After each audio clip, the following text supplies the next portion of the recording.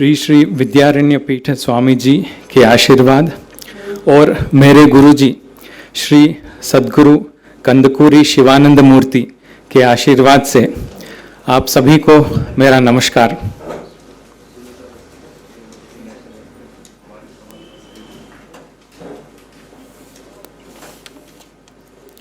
आज इस कार्यक्रम में बस्तर महाराज को इधर उपस्थित देख के मुझे बड़ी प्रसन्नता हो रही है।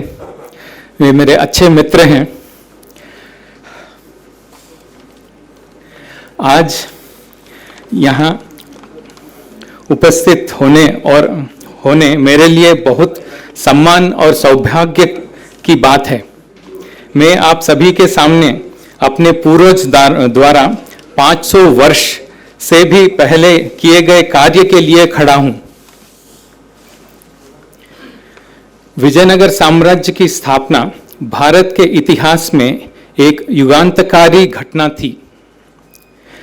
इसने दक्षिण भारत के तट से तट तक वर्तमान कर्नाटक, आंध्र प्रदेश, तेलंगाना, तमिलनाडु, गोवा, केरल और उड़ीसा तक एक बड़े भूगोल पर शासन किया। इसकी स्थापना ऐसे समय में हुई जब हिंदुओं के लिए प्रिय और पूजनीय हर चीज पूर्ण विनाश की कगार पर थी। इसने हिंदू हित का प्रतिनिधित्व किया और उसके लिए संघर्ष किया और एक समृद्ध धार्मिक एवं सांस्कृतिक विरासत में योगदान दिया। मैं विजयनगर की स्थापना हरिहर और बुक्कदेवराय ने 1336 में श्री विद्यारण्य के आशीर्वाद से हुई थी। एक ध्यान रखना कि जो भी राजा हुए हैं जिन्होंने देश की सेवा की है, उनके पीछे उनके गुरु हमेशा रहते थे। तो विजयनगर की स्थापना भी विद्यारण्य ने ही की थी सनातन धर्म की रक्षा के लिए। और विजयनगर का जो एम्बलम है उसका सिंबल है सूरज, चांद, वराह और एक डैगर यानी क्या कटार, खंजर।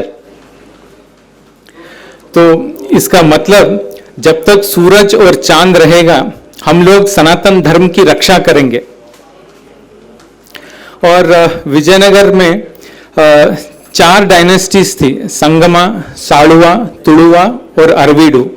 मैं लास्ट अरवीडू जो डायनेस्टी है उस वंश का हूं मैं। और विजयनगर के बारे में हम दक्षिण भारत में ही वहीं पे हमने पढ़ाई की है, लेकिन दुर्भाग्य की बात यह है कि हम लोग मुगल के बारे में ज़्यादा जानते हैं, ताकि हमारे कर्नाटक या दक्षिण भारत के राजा महाराजाओं के बारे में बहुत कम सीखा है हमने।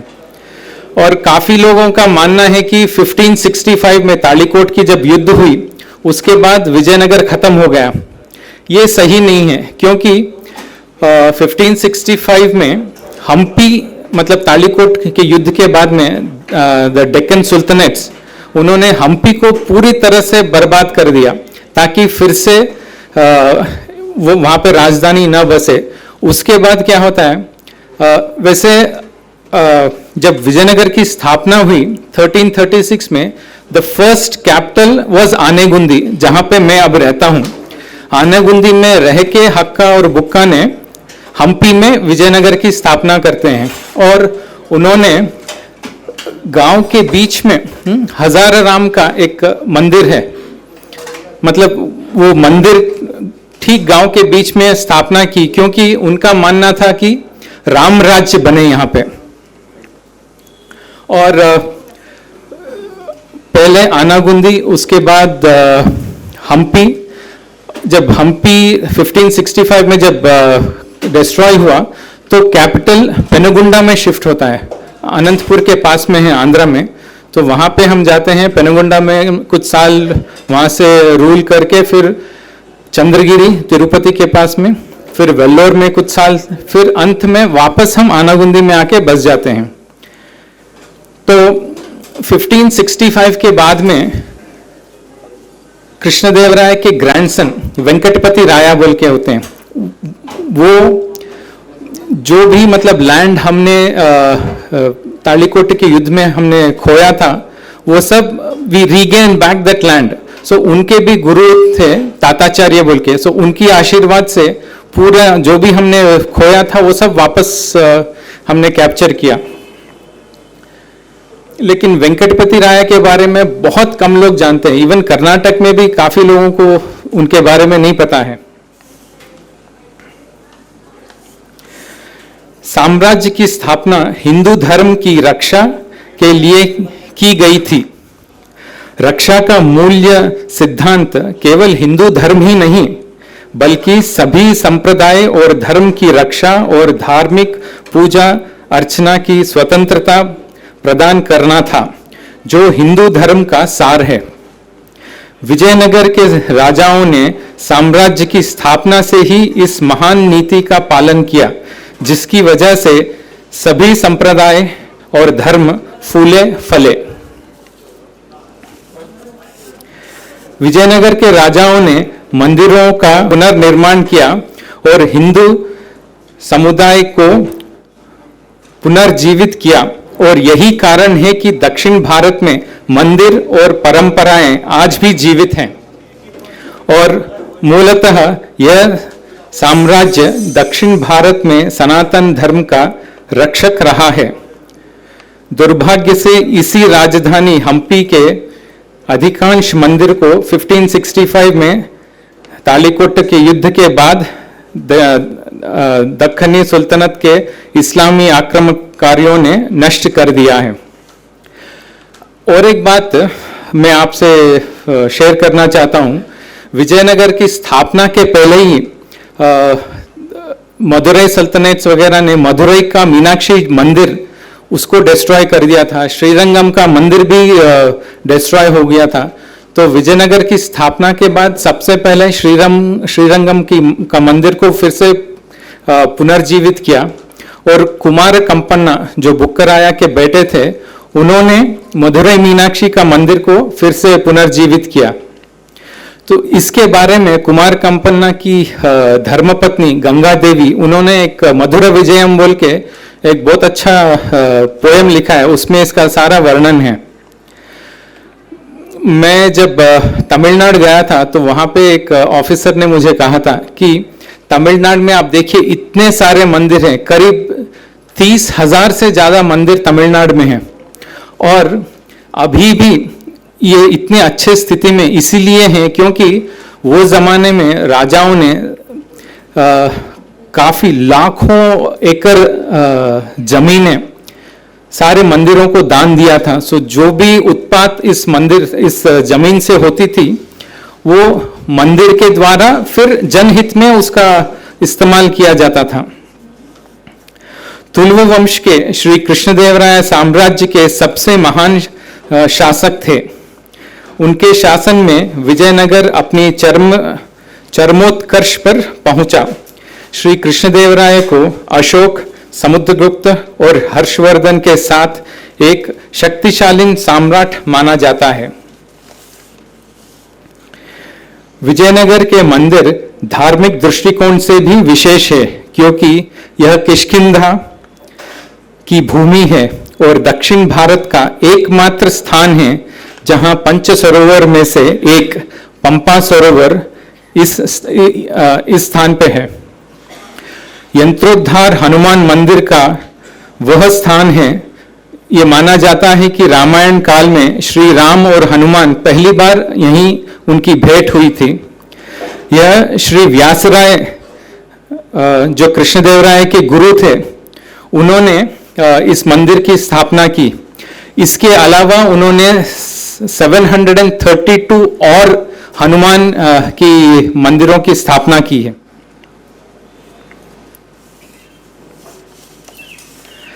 श्री राम युगों युगों से इस राष्ट्र की सनातन धर्म सभ्यता की आत्मा रहे हैं। कोई भी व्यक्ति किसी भी संप्रदाय से संबंधित हो, आदर्श राज्य हमेशा राम राज्य रहा है और राम ही आदर्श शासक रहे हैं। सो विजयनगर के राजा यही राम राज्य स्थापित करना चाहते थे। इसीलिए उन्होंने शहर के मध्य में हजार राम मंदिर का निर्माण किया। मंदिर देवताओं के निवास स्थान होते हैं, जहां देवताओं को अपने भक्तों से पूजा प्राप्त करने और निवास रहने के लिए आमंत्रित किया जाता है। एक बार प्राण प्रतिष्ठा होने के बाद वे हमेशा के लिए वहीं रहते हैं। मूर्ति या पूरा मंदिर के विनाश से भी पूजा स्थल से चैतन्य नष्ट नहीं होती है। अगर आगम कहते हैं, अपने आगम शास्त्र वगैरह कहते हैं कि यदि सब कुछ नष्ट हो जाए तो भी चैतन्य उस स्थान की वायु में विराजमान रहते हैं। देवता वहां सदैव निवास करते हैं अपने भक्त की प्रतीक्षा में।